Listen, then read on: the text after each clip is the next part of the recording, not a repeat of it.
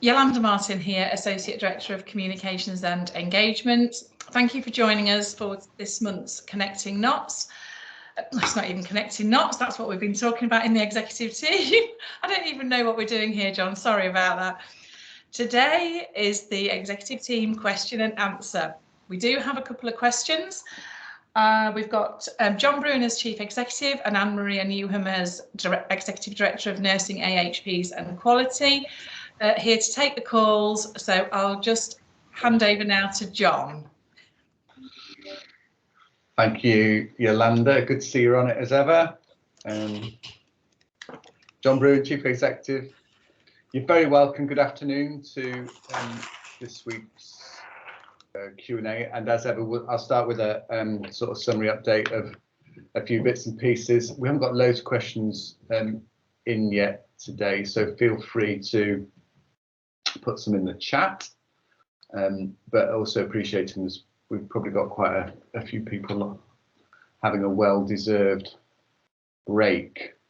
So,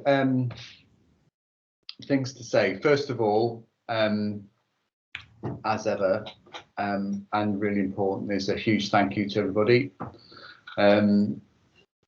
This is tough, isn't it? I think we're all appreciating that we wish the bloody thing will go away with regard to the virus, and it stubbornly refusing to do that. And some of the numbers nationally are starting to edge up in the wrong direction in terms of number of new cases per day, number of people in hospital, getting close to 7,000 now nationally, and it was below 5 for quite some time.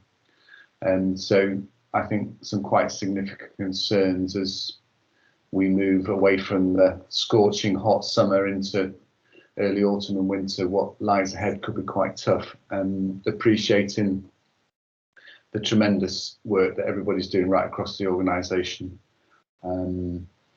to keep our services open across the piece, and not just in clinical areas, but the huge input from support enabling service and corporate services to support us in our endeavours. So huge thank you is really appreciated, and know that it's really tough. Make sure you find time to have some downtime, make sure you find time to have some leave, and keep refreshed and able to do what we can.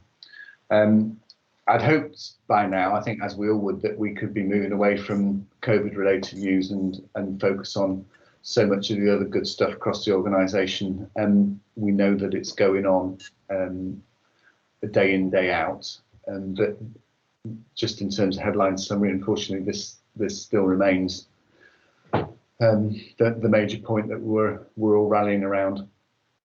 Services are hugely busy, both in terms of demand and in terms of acuity.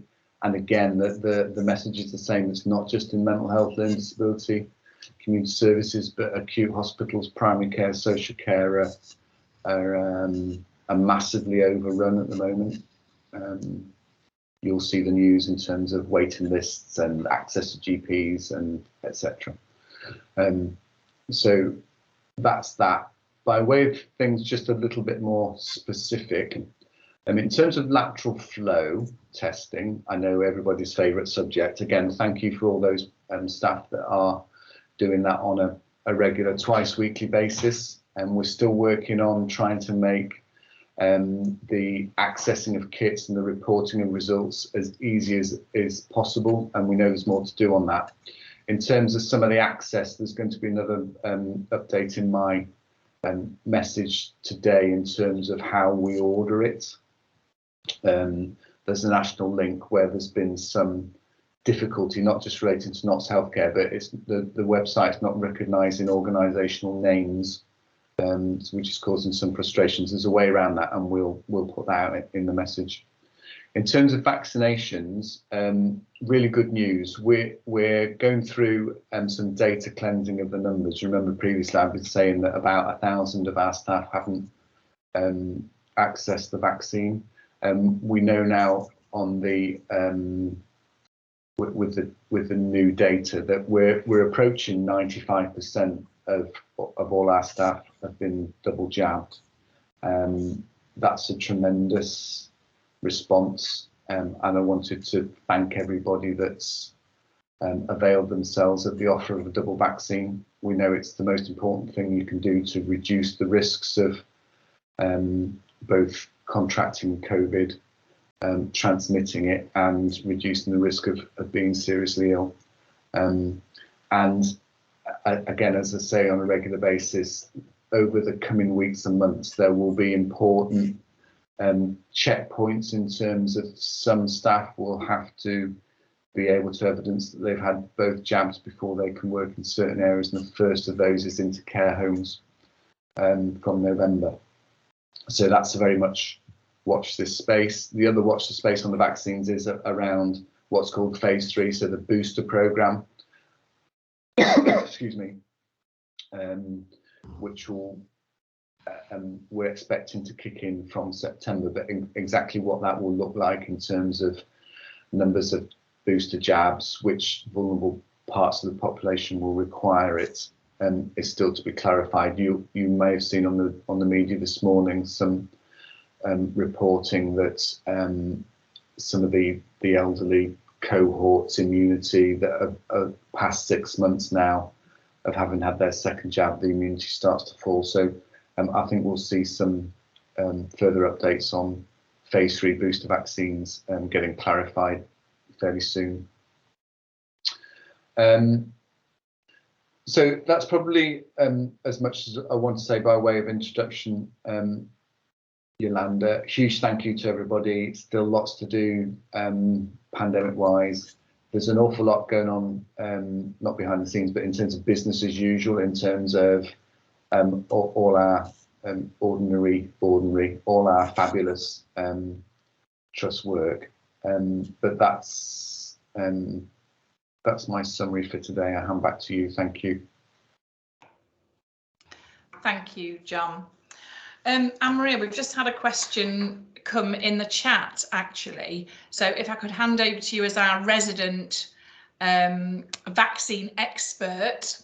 The question from Catherine. So thank you, Catherine, for posting the question. Do we know yet about a vaccine booster for NHS staff, and if, when it will be required? Yeah, I was just reading the second one as well. Hello, everybody. Yes, my name's Anne-Maria Newham. I'm the Executive Director of Nursing HPs and Quality. With regards to the vaccine booster, we do know that we will have to have a booster. So we do know that for sure. We do know that for staff, for healthcare staff, it will be about accessing the booster in the same way that you had your first jab and your second jab. So you'll be going to the same similar kind of hubs. So, for example, a lot of staff in the early days went to Kingsmill and had their jab there. So it'll be in a similar way to that. With regards to when it will start, no, I'm really sorry, I haven't got a date when it will start. But what we do know is that it doesn't require a gap between the flu vaccine and the COVID vaccine at the moment. But we're on track to deliver the flu, which will be at the end of September, but we haven't had the kind of like confirmation exactly when the COVID boosters will start. I'm really sorry, that's not that helpful. But all I know is, yes, it's going to happen, but I'm not sure exactly when. Thank you for that. You've touched about the flu jabs, Anne-Maria, and one of the things that we've got live at the moment in the organisation is the flu survey, asking staff to give us their views. So that's all about accessibility, anything we can do to make life easier for people, your views on the flu jab, whether you're intending to have it or not. So I'll see if one of the team can put the link into the chat today. But if we could encourage teams to have their say about that, that can mean that we can tailor our flu campaign in the organisation to those that work with us. So we may as well, Anne-Maria, go on to the next question, which is from Andrea. So thanks, Andrea, for the question. Asking about whether staff have been tested for immunity levels following their double jabs.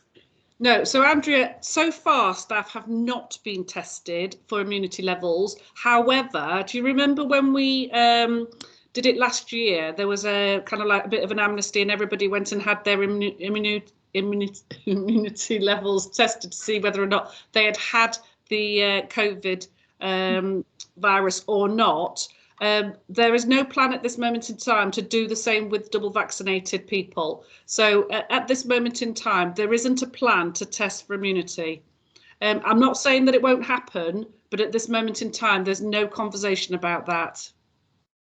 Thank you. I'm so tempted to ask you to repeat that answer based on the fact you can't say immunity, but I will resist the urge because you managed to get it right a bit later on. So if you wouldn't mind, Anne-Maria, just staying in the seat for one more moment or two, we've got a question about self-isolation rules, asking if the self-isolation rules apply to us if we live in a shared house, or does it depend very much on what rooms and facilities you share with your housemates? Okay, so I think that we've done a really good job across the organisation and the government to make it quite confusing for people. So I don't think it's particularly easy out there to understand what you can and can't do. So you know that on the 16th of August, things changed, and this is how it changed. So I'm going to probably read out a little bit so that I make it as very clear as I possibly can. So if you live in a house, or you share a flat or share with someone else living there and they have tested positive for COVID, then you must self-isolate for 10 days. So it's as simple as that. And it doesn't matter if it's kind of like, you know, you only share the bathroom, you only share the kitchen, you only share whatever. The fact is that if you are in a house sharing any facilities whatsoever, or you might even share it with your husband and your wife or your children, then the same applies. You must self-isolate for 10 days. That is the national government guidance. But what you also need to do, you need to arrange for a PCR test online or by calling the 119 line as well. So you should stay at home while you're waiting for the home test to be done. So don't come back to work thinking you could come back to work and wait for your test results, because you cannot. It's best, I think it's best to go to the, you know, the ones that you see, don't do the send it in the post one. Don't go and, because they can take 3 to 4 days. In fact, sometimes I've seen some of them take a little bit longer. But if you can go into the drive-through ones that are in those big sort of like tented setups, they're really good, and we're getting the results back within 24 hours. So they're brilliant. So there are a few very, very, very specific situations and circumstances where you could leave your home within that 10 days, but it's not to go to work or school or public areas, okay? So you can't just think, oh, do you know what? I've got exceptional circumstances, I can just leave the house within my 10-day period. You cannot. So anybody who's got COVID-19 symptoms, now that's different. So that's not just a contact, but if you've got COVID-19 symptoms, or you're feeling unwell, or you've had a positive test result, then you have to stay at home, okay? You just have to stay at home, and you get the self-isolation started, and then you get your PCR test as soon as you possibly can. So anybody with any symptoms whatsoever. Now, the other thing I just wanted to say is, having chaired quite a lot of outbreak meetings over the last 2 or 3 weeks, some of the symptoms are slightly different. So we've had people with diarrhea, we have had the high temperature still. We've had people feeling genuinely unwell. So you know how before we were saying it was a cough, losing your taste. They may not be that apparent, particularly with this variant and if you've been double jabbed. So people are getting slightly different. So if you are unwell and you suspect, just go and have a PCR test done, okay? And you need to have that done as soon as possible. As soon as your results come back, then you'll know whether or not you're okay to return to work. So this still applies even if you've received 1 or more doses of COVID-19 vaccine. And that is pretty much it. So you have to self-isolate if you're in contact with somebody who's tested positive, if you share those facilities with them. If you yourself have got any symptoms whatsoever, you must self-isolate, and in both situations you get your PCR test done as well. Thank you, Anne-Maria. So the Aston has very kindly put the survey in, and it's headed up short survey, and it really truly is. So our flu survey for the organisation is really, really short. It literally takes a few minutes to complete. if you could complete it and let colleagues know to complete it, that would really help us and hopefully help colleagues across the organisation. It's live, I think, until the 31st of August, which gives us a few more days to gather feedback from staff.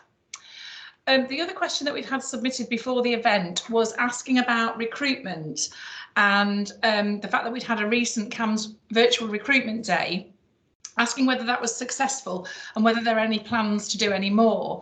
So I think I might be the one that knows the answer to this question, and I'm sure that John will chip in if he's got anything to add. But the CAMS virtual recruitment open day that we had was a real success in terms of raising our profile out there and promoting our services, our teams and our vacancies.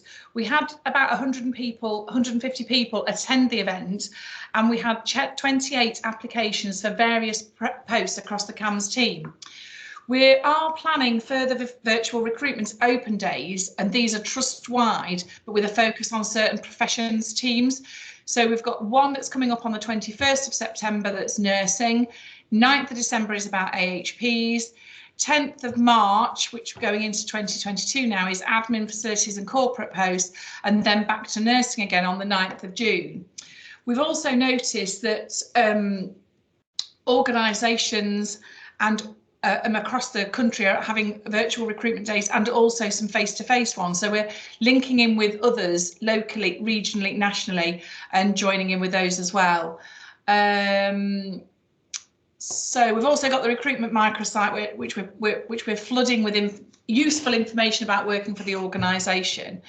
So thank you very much for the question, and yeah, watch this space. I'm just looking. Oh, and Anne-Maria's put in the chat, we're also doing a recruitment fair at the university too, and nudging me about the recruitment microsite. So I think that's all we've got in terms of the questions. There's nothing else appeared in the chat. It's quite a short one today, but I think we're in summer holidays still, so that's probably why we haven't got as much interaction as we usually do. Can I hand back to, oh, Anne-Maria's got a hand up. So I'll hand over to Anne-Maria, and then she can hand over to John, if that's all right, Anne-Maria. Yep. Thank you very much. So I know that John's said thank you to everybody, and I just want to say that from myself as well, I've been chairing quite a few outbreaks over the last couple of weeks, and I know that staff are struggling. I know that staff are under really difficult, challenging times. Some of those outbreaks do mean that staff need to go back to wearing full PPE. They have to wear their visors, back to gowns and gloves as well. But actually, you're all doing an amazing job. And I was out last week, doing clinical visits. And I have to say, hats off to all of you that are working under those circumstances. It was warm, it was, sweaty, it was hot. It's hard to take breaks, but you're all doing a brilliant job. And where I was, I visited 7 wards last Friday, and all the bare below the elbows, everybody was doing it. Everybody was really sort of like spot on, knowing what they needed to do. So it's not all doom and gloom. And whilst the outbreaks are not easy things, and they bring with them lots of other things that you have to do, staff are doing amazing jobs under difficult circumstances. And we do acknowledge that, and we do acknowledge that some of our staff have been very poorly, and we've had one of our outbreaks, 3 members of staff ended up in hospital, and we do know that. So it was just to say out there that we acknowledge that, we know it, we talk about it at executive meetings every Wednesday. We have that conversation, and I bring that to the execs, and I say to them, look, this is what's happened this week, this is the outbreaks, this is how staff are feeling, this is how unwell some staff have been. And it doesn't go unnoticed. We do know, and we might not talk about it to you all, but please know we are having that conversation, and we really feel for you as well. So I wanted to say it. I know John had said it, but actually it was just to reiterate that it doesn't go unnoticed. You are doing an amazing job out there. Thank you. Thanks for handing over to me, Anne-Maria. Oh yes, sorry, I forgot that bit. I'm handing over now to my chief executive, Dr. John Brewin. We're slick. It's slick. That's what that's called. Some people think this is just thrown together at the last minute. just reiterate Anne-Maria's words there at the end. I completely agree. And for example, I was very proud to present one of the Oscars last week at Highbury, and was in the live garden on the site, and we've got a memorial there to sadly 2 staff that have died as a consequence of the pandemic. But those that you don't know the site, the garden is a really lovely space, just to give people a bit of time to sort of sit and reflect. And I think we talked about whether across the organisation in our larger sites we could think about creating a space similar to that, where our people can, you know, when they're on a break and whether at lunchtime, or just have a bit of a space to sort of reflect and contemplate, as another part of acknowledging the fantastic work that people are doing. So thanks for reminding us about that. By way of concluding, because I don't think there's any other questions or chat, just another flag in terms of what's coming up in my comms, and will be part of NHS work over the coming months, is time for the National Staff Survey again. So through October, November, December, and it might start at the end of September, there's the opportunity for everybody to anonymously complete quite a detailed questionnaire that takes about 10 minutes to give the most important feedback organisations receive. It's what all their staff think of it. You'll remember that we were one of the most improved organisations nationally last year, whilst in the midst of the pandemic. Was tremendous results, and again a testament to the work that everybody's putting in. But it's that time of year when we'll repeat it. So you'll be seeing increasing amounts of how do we do it, how do we access it, how can we as an exec make it easy for people to access. So just wanted to flag that ahead of that coming out to you, and please provide commentary about how we can make it slicker and get people engaged in the conversation, because that's the way that we move forward and make the improvements that we're committed to doing. And on that note, thank you everybody again. Like Yolanda said, brief today. We are in holiday season, and we'll be back in a couple of weeks in September to do it all again. So stay safe, and thanks for joining us. Have a good rest of the day. Thanks very much, everybody. Bye.